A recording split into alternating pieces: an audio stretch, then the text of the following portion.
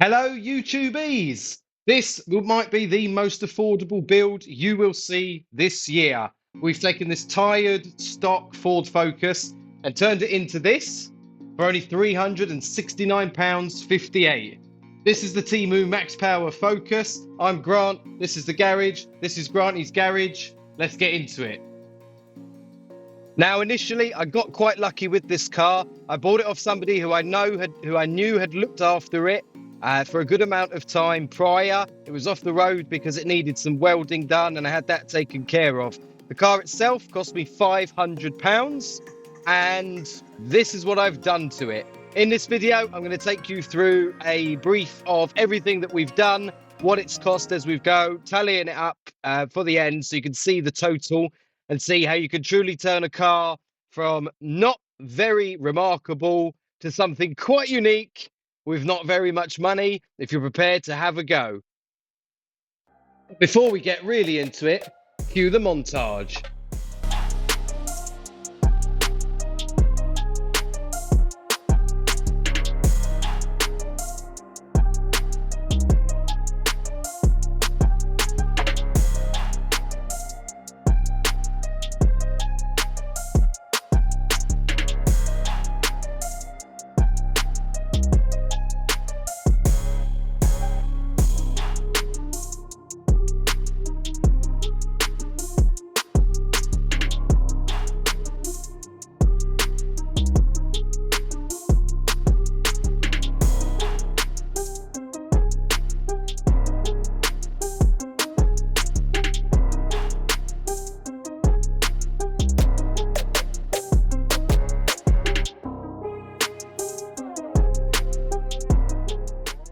Now, for those who might not be familiar with what max power means, in the early 2000s, there was a magazine and a car culture born off of it in the UK that was about modifying relatively attainable cars, making them quite ludicrous, and yes, in a lot of cases, quite tacky.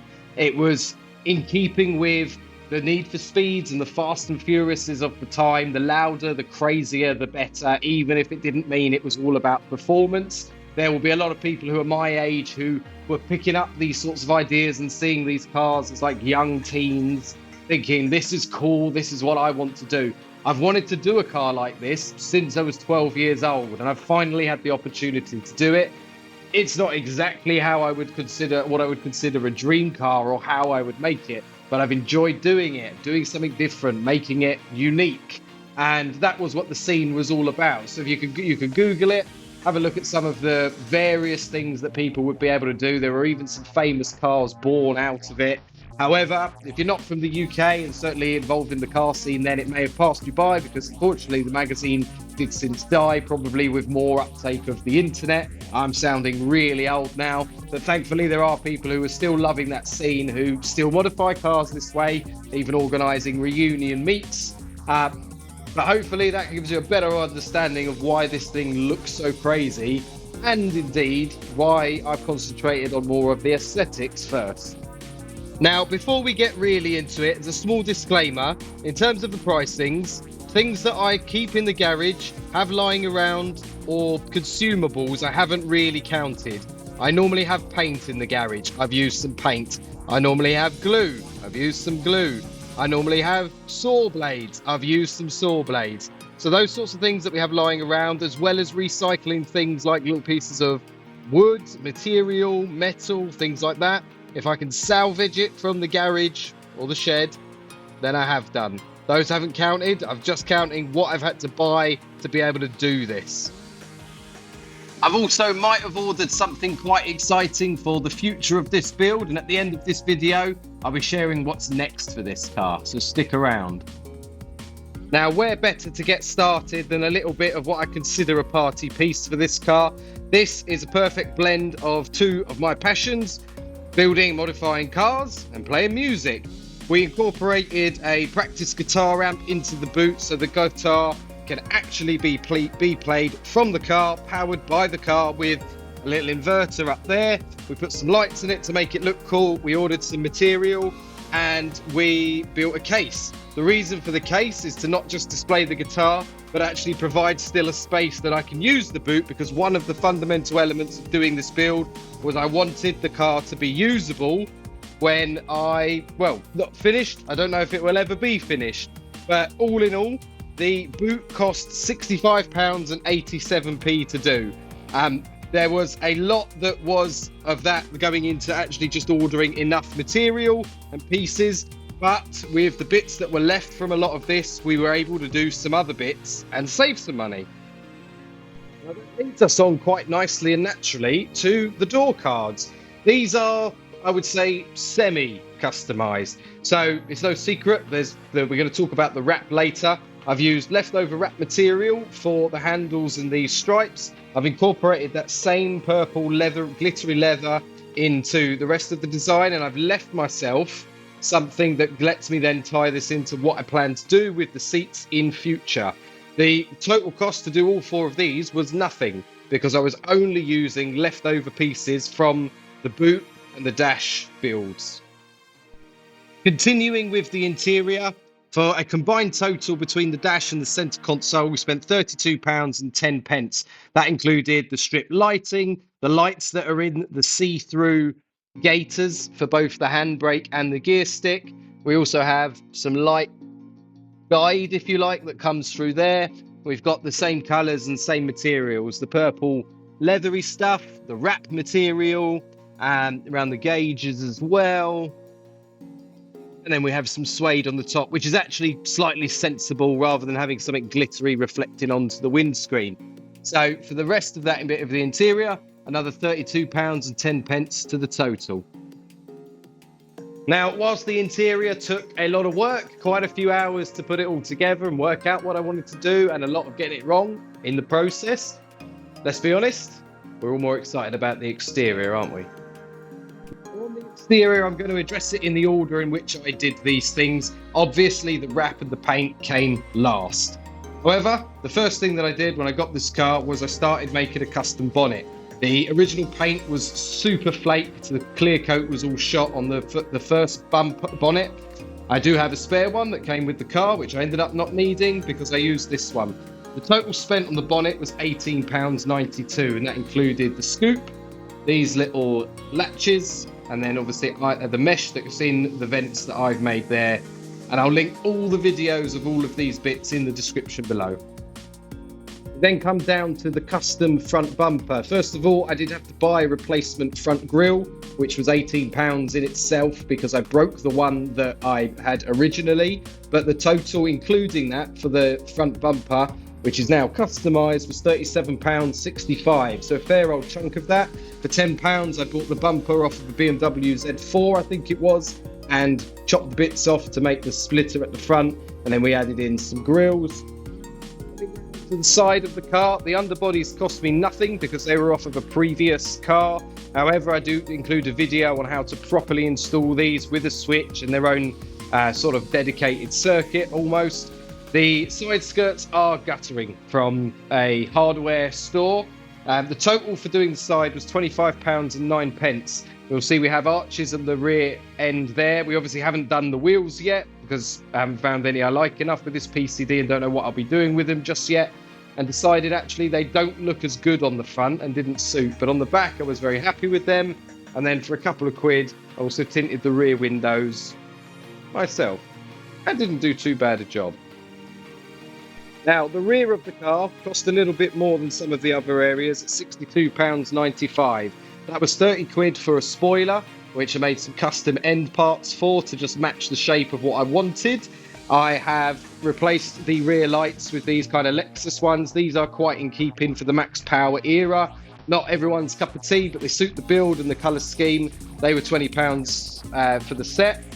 We then had a custom rear bumper, which I made by fusing 2 bumpers together because I had a spare bumper come with this car, and then a similar style Lexus lights for both that and that light. Then for me, what I consider the masterpiece of the build, and yes, I'm proud of this, it's not the best looking car, it's not the coolest car, but I did all of this myself. I did it for very little money, and I did it doing things I have never done before, being brave, giving it a go, making mistakes and learning from them. This is the first car I've ever wrapped, and I managed to wrap the car for £127. I had to order loads of rolls because they are 3 meters long, they are 50 centimeters wide. So there are areas where it overlaps. It is far from perfect, but for me, this was the most satisfying of the jobs because I was learning how to do something that, let's face it, the guys who are good and show you online how to do it, and the professionals just make it look easy. And it was getting more and more like that the further I went. Each panel I did, I got better and better. I shared a couple of videos of that, including like a first timer's tips. What I wish I'd known before I laid the first piece, but I did know by the time I laid the later pieces. It was a lot of work. It took me a couple of months of evenings where I'd come out and do a bit and then spend hours on bits you wouldn't think might be that difficult. But for the first time go, it came out, and the super satisfying thing was the true transformation of this car.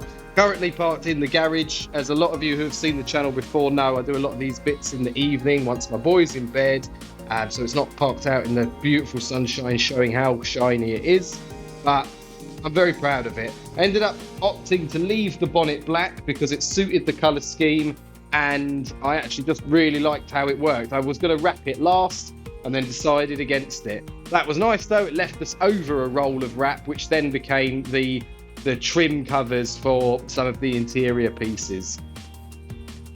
And that is a TEMU Max Power Focus that cost £500 and was modified for £369 so far. So, what's next for the TEMU Max Power Focus? Everything we've done so far has concentrated on trying to turn this into a Max Power style show car for as little money as possible.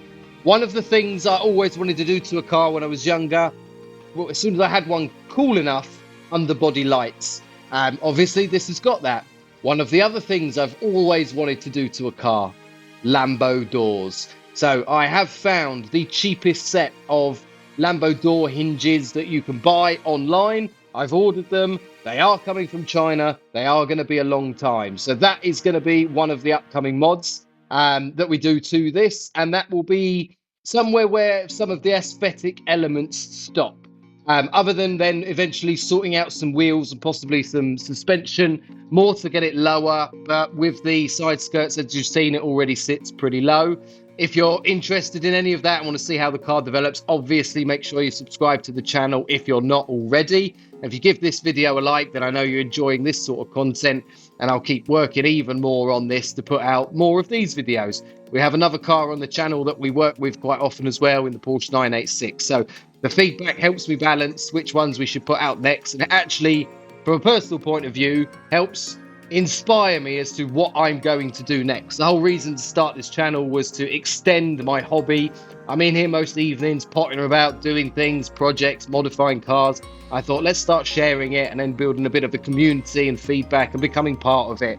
And then it makes things take longer, which means I have more time to do them.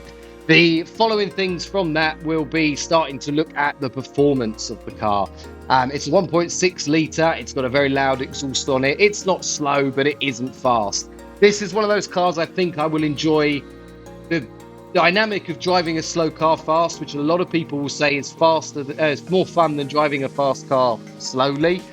So the other thing that will be happening is I will be getting the MOT sorted out, taking it out to shows and taking it out on the road and just enjoying it. Particularly with my little boy. Again, the reason for keeping the back seats was that I can put his child seat in it and then take him to shows with me and go and exhibit the car a bit, talk to like-minded people about it.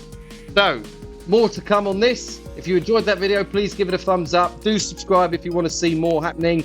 All the links to the videos of the various bits will be in the description below. Thank you so much for watching. Follow us on Instagram at Grantys Garage for all the updates and the teasers of the releases of the videos. And it's also a great way to contact me if you want to suggest any mods, if you wanted to ask any questions, or even if you wanted a hand with your car. I'm in Kent. You want to bring your car down? I'll help you with it. We'll see you in the next video.